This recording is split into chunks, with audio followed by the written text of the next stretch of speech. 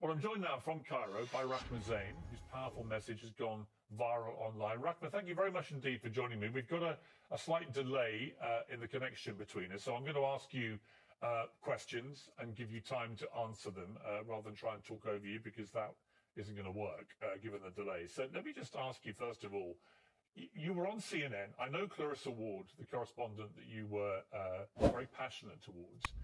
In my opinion, having worked at CNN, she is one of the best foreign correspondents in the world.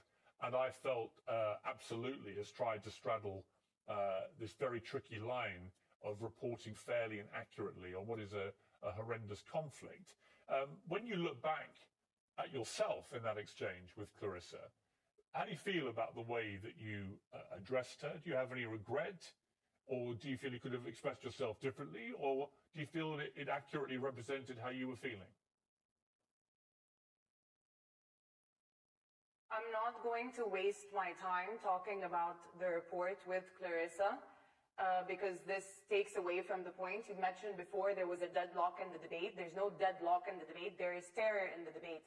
You are unable to debate with Israel because what's happened so far is we're witnessing the sick relationship between the United States and Israel, where basically the United States has given a permission for Israel to have genocide on ground.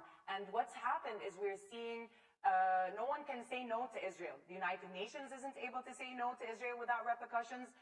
Media figures aren't able to say no to Israel without repercussions. So what ends up happening is that you're basically raising a spoiled brat you're unable to say no to, that has now grown up to be a sociopath. And let me reiterate that the relationship between the United States and Israel is putting the world in jeopardy. So what we're witnessing now is a serious issue where both parties need to reassess their relationship. I understand that Biden, because he's pitted his own people against each other and wasted billions of dollars giving them to Israel instead of looking at his own homeless, his own medical care issue, his own student loans issue.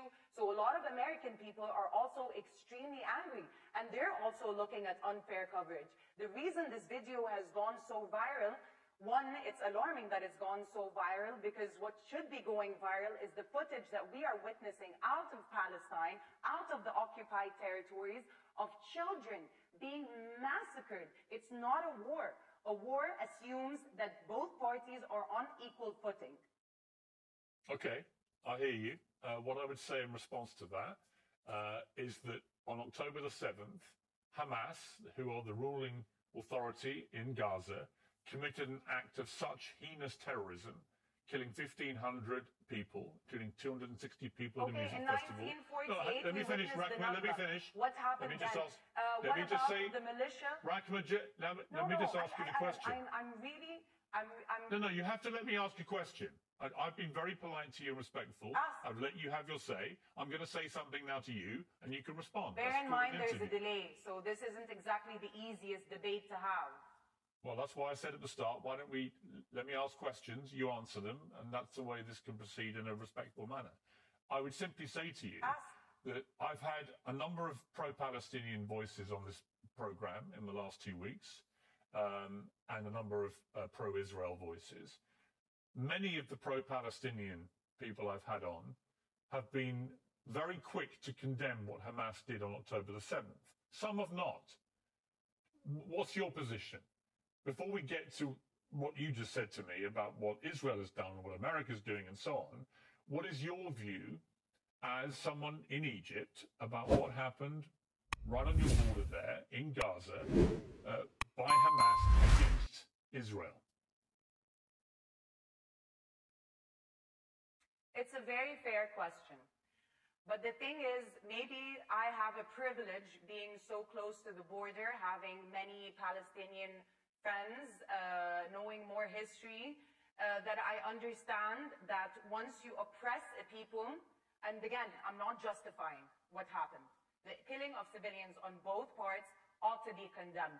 But the danger in you starting an interview, asking me to condemn Hamas, then pours into Israel's blind defense of its own state, which ends up killing over 5,000 Palestinians, over 700 dead. And going back to the report that you were discussing at the beginning with the CNN reporter, the issue with that is everything is always taken out of context. And this is the issue we have with Western media. Had the journalist been there on ground with the volunteers that night, as for example I was, she would have listened to the bombardment of Israeli bombs that start from 2:30 a.m. and do not stop. She would have also witnessed the fact that we would get an okay from Israel's side. I'm not done. From Israel's side, that the supplies would go in, and then it's like they toy with your morale so that the hope from both sides is stopped. The narrative has got to change. Okay. The idea, I, for example, I don't have the PR of Israel. I don't have the money to hire the Justin Biebers of the world and have them say, pray for Israel and whatnot. But what I do have is the truth. And the reason this video has gone so viral is because people felt it. People felt that it was the truth. Let me ask a question, Rahma. So my question is this. When Hamas did what they did on October the 7th, they will have known, absolutely known, that Israel's response would have been this. And it would have involved the deaths of many thousands of innocent people in Gaza as a consequence of going after Hamas. They will have known that. So my question for you, again, a difficult question. I appreciate this, given that you're right there in the middle of all this. But the difficult question is, how do regular Palestinian people feel that their ruling authority commit an act of terror so heinous, and they must have known how Israel would respond, and they must have known that many thousands of innocent Palestinians would die as a consequence of that terror attack? How do they feel about that? Are they comfortable with Hamas continuing to be the ruling authority in Gaza? Or is it actually an act of such appalling atrocity that Hamas should no longer be there? And if the answer is the Palestinian people don't want them to be there anymore, then how do you get rid of them? Unfortunately, the Palestinian people don't have the luxury of the time to think of Hamas. The voice notes we're receiving from our Palestinian brothers and sisters from under the rubble, from mothers who've lost their children, from home families that have been eradicated. The sentiment we're getting from the Palestinian people is, do they see us? If the United Nations, that's whole premise was to avoid this kind of genocide, was created to avoid this kind of humanitarian crisis, cannot stand up to one spoiled brat of a fascist organization, then where are we in this world? And what's sad is that it's a top-down movement. You have the United Nations unable to speak to Israel. You also have the people at work who cannot hold the Palestinian flag, who get fired on the spot. I've had people who work in New York text me and tell me that they've been fired on the spot. Rahma, you know what else I've had that unfortunately I cannot show? Screenshots, and last thing, screenshots of emails from prominent news channels where anchors, where younger people are emailing producers, begging, are emailing one another, begging, why aren't we showing the other side? Why aren't you showing the other side? Because what's happened is that I have to be able to respond. Israel has given you a brand book where you can, so that you can be prim and proper in front of your own people. I have to be able to respond, They've been very clear about their intent. They've been very clear since the Haganah. You have to let me respond now, okay? I'm listening to you respectfully. I am not the media. I've given more of a platform to pro-Palestinian people, including yourself, than any other show in the world. So I resent the suggestion that I'm just like everybody else. Which is in itself a problem. I have deliberately given large chunks of my show each night to voices like yours to tell the side of the Palestinians. But again, I come back to this. You talk about genocide by Israel against Palestinian people. What do you call the Hamas stated intent? They've made no secret of it. It's their stated intent to wipe Israel off the face of the earth, to kill all Jews. And that's exactly what we saw them try to do on October the 7th. What do you call that if it's not genocide? But you've seen that from the other side. You know, it's interesting because this point brings one to be called and dubbed anti-Semitic. You know, I believe that Israel is the most anti-Semitic entity ever. We used to live with our Jewish brothers and sisters here in the Middle East and in Palestine, and the creation of Israel on a racist premise differentiated, because you didn't have Jewish Arabs or whatnot. You just had Arabs. They were Christian. They were the people of Palestine. You're not answering my question. They were Muslim. They were Jewish.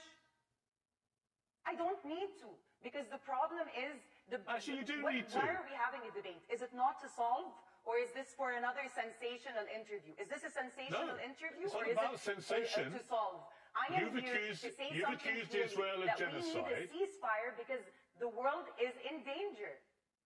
I have accused Israel of genocide. I am accusing Israel of genocide. And I'm simply saying to you, this is a genocide.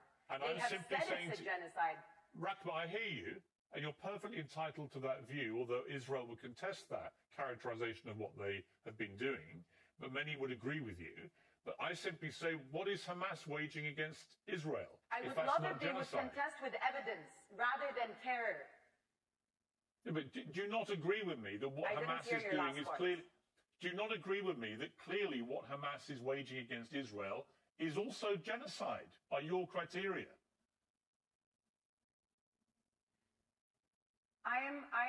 You know what's, again, this is a dangerous debate, because what you're trying to put me in is, once I condemn asking you a question. Once I condemn these people, what that then means, why is this dangerous for me? Because what that then means is that you can then answer me and tell me that Israel has the unequivocal right to defend itself, what that means is that they eradicate a people who end up being their Halloween costumes. No. So why not put a stop to this now? They're not on equal footing. Let me clarify.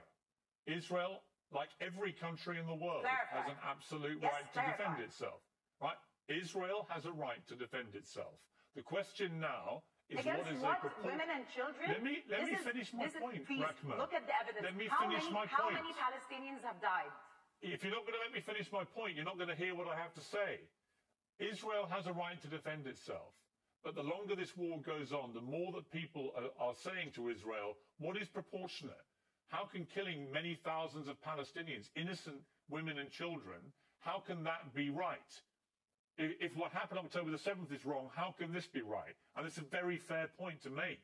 But my point about all of this is you want peace, I want peace. The President of the United States and Queen Rania and others saying we've got to get to a two-state solution.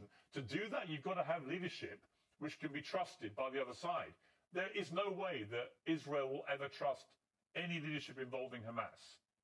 And I would say the same, by the way, about the Palestinian view of Benjamin Netanyahu. I don't think they trust him either. I think you need new leadership on both sides.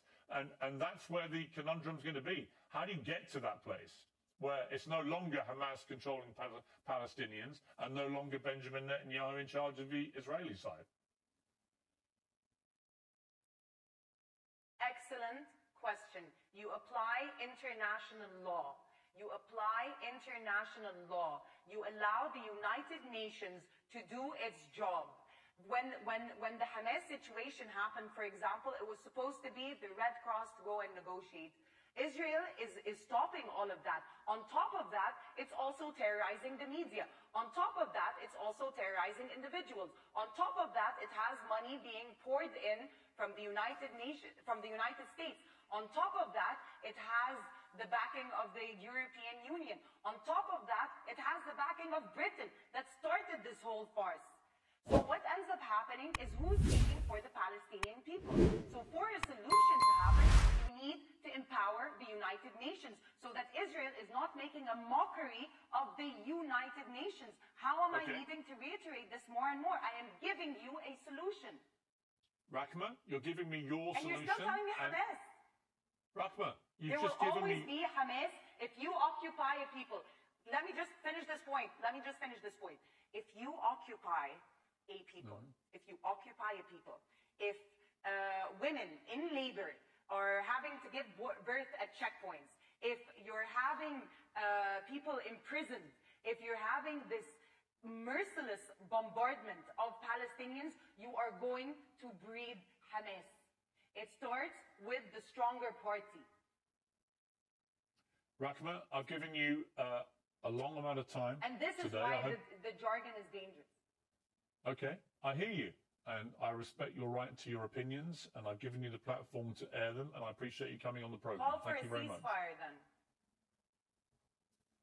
That's not my job. My job is to try and interview people at the center of this. You may not like that, but it is. But I appreciate you coming on the program. Thank you. Interviews, sure. It wasn't sensational. It wasn't. But thank you very much.